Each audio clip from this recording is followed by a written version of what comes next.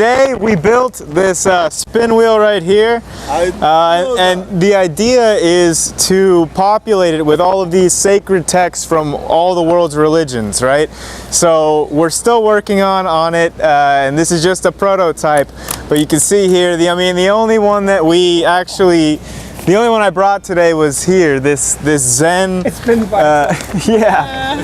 So the only thing that I have here, you want to take a seat, Josh? What is from the Zen koans here. So there's just a quick one that I just wanted to share, because the idea is to see what the wisdom from all of these different world religions can show us. And so this is just one, that I've been reading myself. And so the koan goes that the Zen master was very sick, like he was bedridden for weeks, and his physician goes in and asks him, Master Joshu, how are you feeling? And his response is only one sentence, and that's the end of the koan. And he just says, he says, how are you feeling? And he says, sun-faced Buddha, moon-faced Buddha.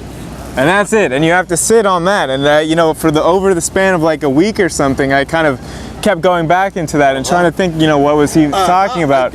So at least how I've come to understand it is that he's saying, regardless of if it's, a sunny day, sun-faced Buddha, or if it's, it's a night, you're having kind of, a rougher patch, it's not a good day, it's a moon-faced Buddha. He's saying that regardless, he said, like, his physician asks, how are you? He says, sun-faced Buddha, moon-faced Buddha. It's like if you're having a good day or a bad day, I'm fine either way. He said, like, regardless of how my day is going, his response was, he's feeling Buddha. So that was my interpretation. Did you have any thoughts on that? Many of various frequencies about that. Yeah, so for one thing, we are cyclical beings. Yeah, thank you very much, sir.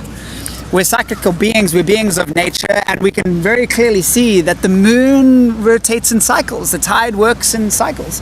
And so as we gather on the full moon, on the Saturday closest to the full moon, to align with those cycles, I think that it aligns with the statement there that we are Buddhas, awakened ones, regardless of which phase in the cycle we tend to find ourselves in.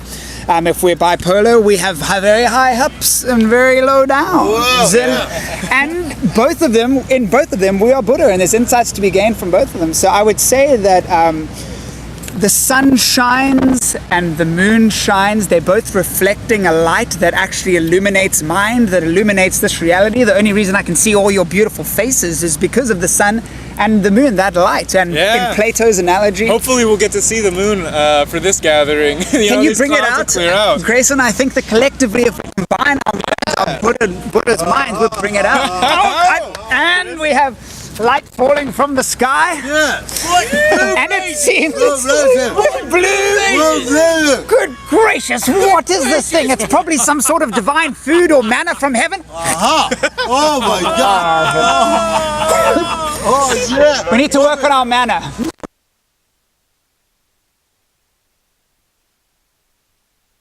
Like to end off with there, my friend? Yeah, I guess.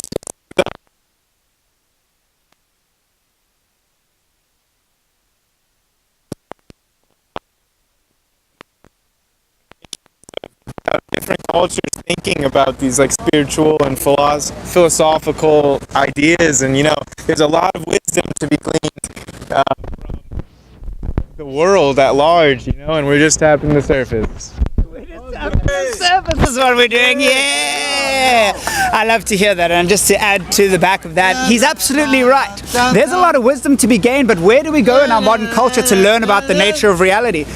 People get little morsels here and there, but where's a place where we can all get together, all our various colored frequencies and all the different religions? Let's talk about truth from all these world religions' perspectives. You can go to church and you'll hear one frequency, or you can go to the mosque and you hear a different frequency.